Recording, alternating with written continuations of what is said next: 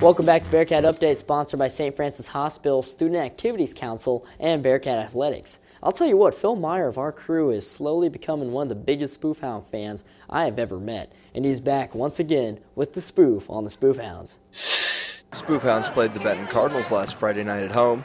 Coach Kowitsky comments on his team leaders. Andy Walters, our leading scorer, and he's been a consistently leading scorer all year. Excellent shooter, does a great job. Good three-point shooter, works hard. Team does a good job of getting him the ball. We've also had other people get into double figures from time to time. But two of our seniors, John Hart and Blake Jensen, probably come in second and third in total points. Walters scored 18 points Friday night. Hart finished with 20, and Jensen had an impressive night scoring 13. Coach Kowitsky says the JV teams are working hard as well. Freshmen and JV are doing a great job this year. We're real proud of both of them. Our whole program, I think, is really improved from last year. Our freshmen are now 10-3. I think our JV are 9-5. So we've got some good players coming. We're real excited about it.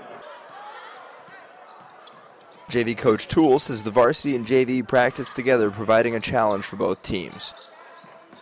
We spend pretty much all our practice time with the varsity guys. So, a lot of times the JV is running offense against the varsity, or they're playing defense against them. So they're kind of getting pushed around a lot in practice. So for them, they love getting out here and playing games and get a chance to play people their size, or maybe they've got an advantage. So it's really been an advantage to them working with the varsity and just being a lot more physical, a lot more intense. I've seen them develop quite a bit. With districts coming up, the team is doing their best to prepare. We just got to try to put 4 quarters together, be consistent at the end of the season, be able to play a complete game, and that's what we're trying to do right now, is play as well as we can an entire game, 32 minutes, and that's what it's going to take to do well in district. We want to keep focusing on it as we get down towards the end of the season, keep improving.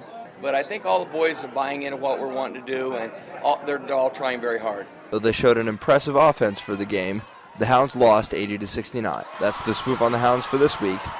Back to you, Joe. Now, just when you think you can't get enough of Nate Moore, he's back on camera, but this time he's got a chance to sit down with sophomore track runner and transfer from Kansas, Tim Hare, to shoot the breeze and find out what keeps this guy running. All right, this week we're back with one-on-one with the Bearcat, and this week we have the privilege of sitting down with sophomore track athlete Tim Hare. So, Tim, let's go ahead and kick this thing off, and let's talk about yourself just a little bit. Well, like you said, I'm a sophomore from Gardner, Kansas originally. I just transferred here from Johnson County Community College, and like you said, I run track here. So how long have you been running track? Most people start when they're like in a little bit of elementary school, they go up to middle school. Have you been in it your entire high school? Yeah, I was brought up in it pretty much. My dad he ran track here for a little bit also. And he did marathons while I was growing up also, so I've always been introduced to running. So what's the best thing about running? I mean, everybody has to have a passion of something. What's your main driving force, I guess, in running? Well, I don't know. For me, it was when I was little, I was a lot better than everybody else. So I was, kind of winning and being competitive as I was, kind of drove me to be so good in track and cross country. Well, like we talked earlier, you said you're from Gardner, Kansas. Now, I live in Olathe, so I know kind of close where you live by. What made you decide to come to Northwest Missouri State University instead of going to like KU or maybe K-State or even Mizzou? Right. Well, like I said earlier, my dad graduated from here in 1974, and I've got a ton of family that lives here. I've got 2 cousins that go to school here with me. I've got an aunt and uncle that live in Maryville, so it's been pretty nice to have family close around. Okay, so what actual events do you run in or that you're part of? This past weekend, on Friday at Central Missouri State, I ran the 600, but usually I run the 400 and the 800.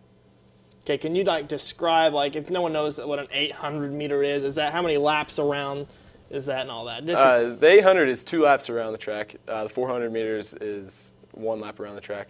And a lot of people say that they're the gutsiest races because it's not really a sprint, but it's not really a distance race. But, it's either you're running all out or you try to save some later. It's pretty strategic, actually. Okay, some people argue that it's either a team sport or it's actually the person running and he's all out for himself or she's all out for herself. What would you answer to that question? I'd definitely say it's a team sport. I mean, you have to have good distance people. You have to have good sprinters. You have to have good jumpers and good throwers. And so all that comes together to make a great team. I know you said you've only been with the team here for a short amount of time, but what's the strongest point of the Northwest track and field team? What's the strongest point? Well, I don't know. Like, we're pretty well rounded, actually.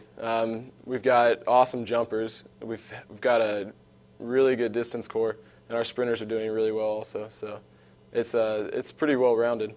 Okay. Well, just in case you're just now joining us, we are joined with Tim Hare, on the sophomore from the track and field team. And Tim, let's just go ahead and talk about some of your teammates that you've had the pleasure of working with this semester.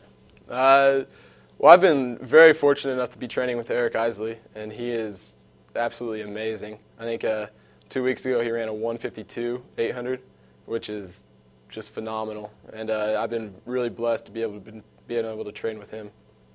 Okay, if someone was wanting to go into track, what would you little bit of wisdom you would give somebody?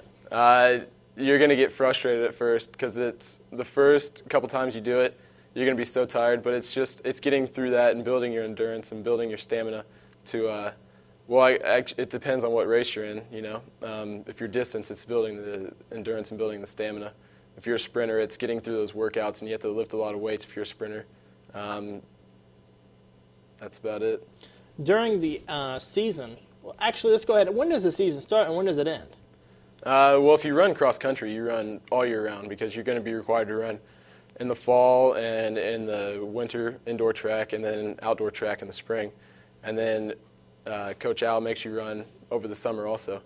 So pretty much you run all year round.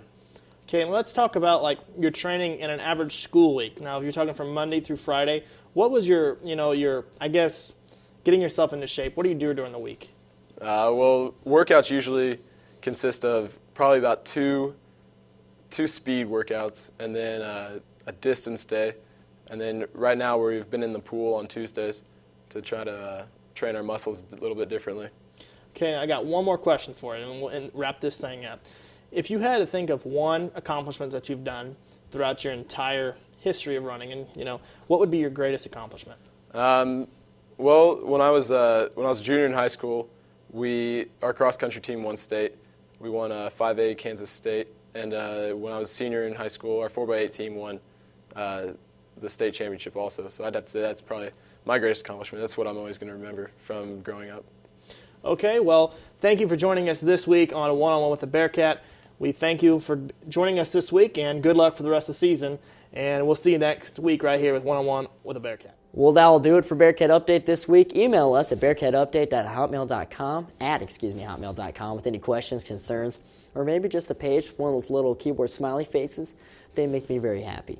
A big special thanks to St. Francis Hospital, Student Activities Council, and Bearcat Athletics, and Tim Hare for being on the show. Be sure to catch us every Monday through Thursday right here on Channel 8 at 7 o'clock. Until then, I'm Joe Mastavecchio, and you stay classy, Maryville, Missouri. I'm sorry, I had to do it.